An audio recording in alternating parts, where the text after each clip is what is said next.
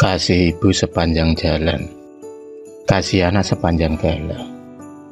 Peribahasa yang sudah berabad-abad melekat di otak para penghuni planet bumi. Kisah tragis yang dialami keluarga Bu Ipah, janda dengan 2 anak.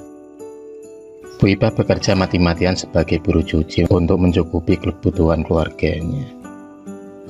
Bu Ipah sudah menjanda selama 6 tahun. Pak Sugeng suaminya menderita penyakit paru-paru yang sudah akut. Karena keterbatasan biaya, Bu Ipah tak mampu menebus obat resep dari dokter. Dia hanya mampu membeli obat-obat di warung ketika Pak Sugeng mengalami batuk-batuk. Hingga akhirnya Pak Sugeng meninggal setelah keterlambatan penanganan. Dan lagi-lagi pemicunya adalah masalah biaya. Neneng dan Surti, gadis, anak Bu Ipah harus menerima kenyataan kalau mereka sekarang adalah anak yatim. Neneng yang sebagai anak pertama Bu Ipah sering membantu ibunya dalam mengerjakan pekerjaan rumah. Bu Ipah diharuskan berangkat kerja pagi-pagi untuk mencuci baju para pelanggannya. Neneng yang kebetulan masih duduk di bangku SMP membutuhkan biaya yang lumayan banyak karena sebentar lagi dia akan ujian sekolah. Dan biaya 1 juta bukan uang yang sedikit bagi Bu Ipah. Ditambah lagi masih ada hutang-hutang yang menumpuk. Uang pinjamannya dulu untuk pengobatan Pak Sugeng. Bu Ipah tak pernah lelah kerja siang dan malam. Dan Neneng paling bertanggung jawab dalam mengurus pekerjaan karena Surti masih duduk di kelas 4 SD. Surti hanya bisa membantu pekerjaan yang ringan-ringan saja. Setelah lulus SMP, Neneng bekerja di pabrik. Dia terpaksa tak melanjutkan sekolah karena biaya. Dia lebih mengutamakan Surti adiknya untuk melanjutkan sekolah. Karena Neneng tahu, adiknya itu mempunyai potensi menjadi orang yang lebih sukses. Lantaran Surti tumbuh menjadi anak pintar dan mempunyai semangat belajar. Tak terasa waktu pun berlalu begitu cepat. Neneng tumbuh menjadi gadis sederhana dan tak pernah bersolek seperti teman-temannya. Dia harus tetap berhemat demi membantu keuangan ibunya. Surti kini tumbuh menjadi gadis mandiri.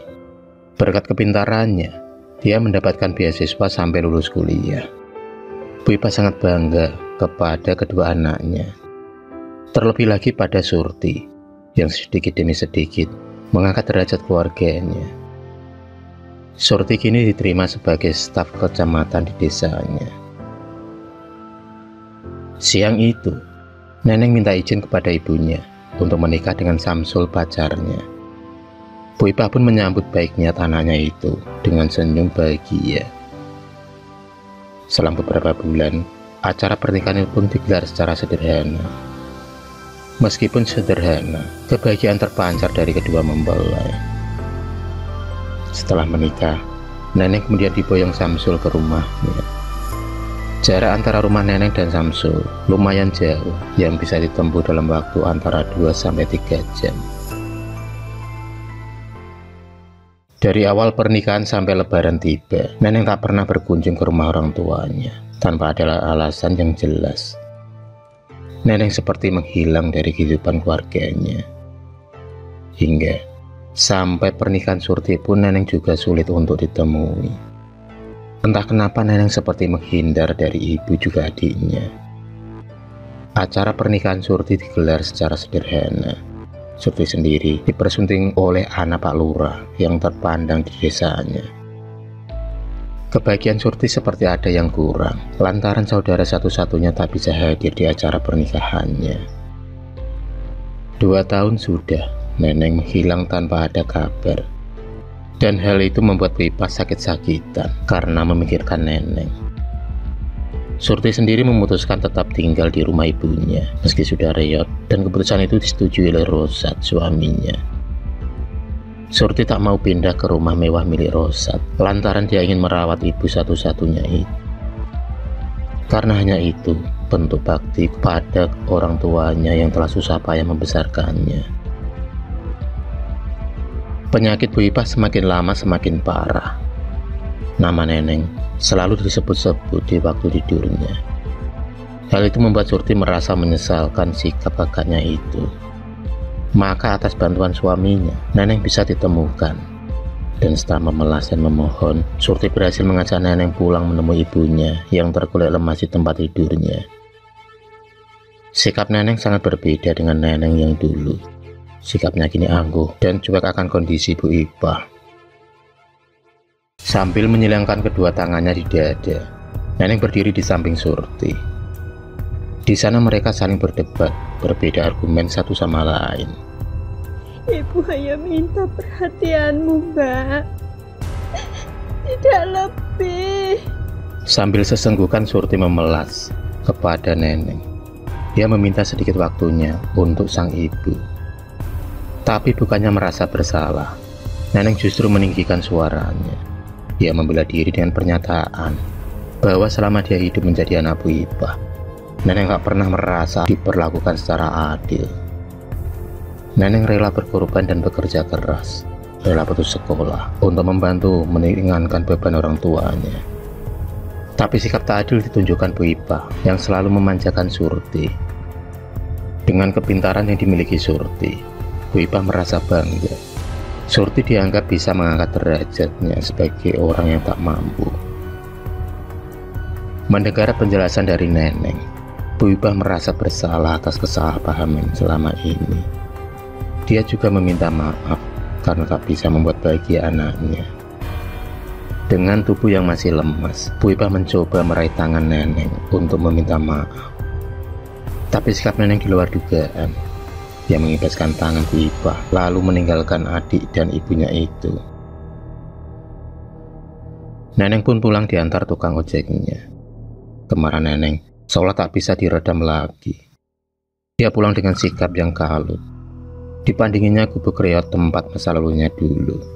Di dalam hatinya, dia tak ingin lagi kembali di masa-masa tersulit dalam hidupnya, di mana dia harus makan sepiring bertiga, harus berbagi tempat tidur bertiga, dan masih banyak kesulitan-kesulitan yang lain yang ingin dia lupakan dari ingatannya.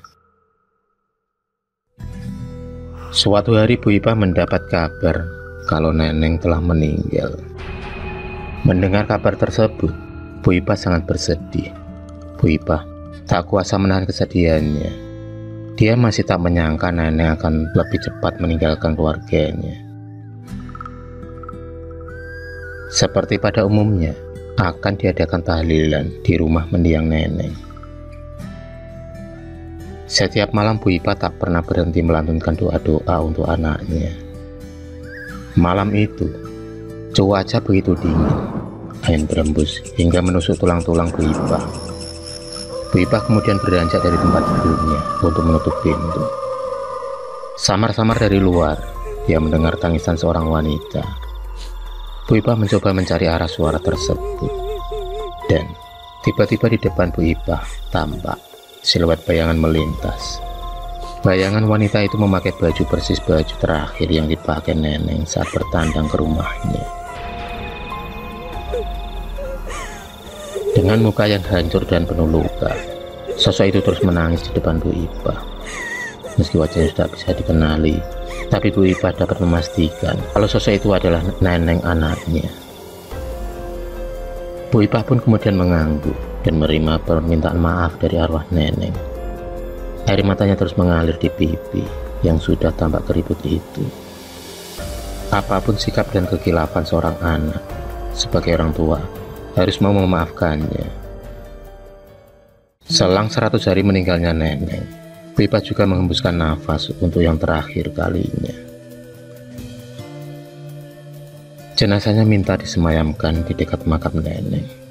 Bu Ipah ingin sekali di dekat anaknya untuk menebus rasa bersalahnya.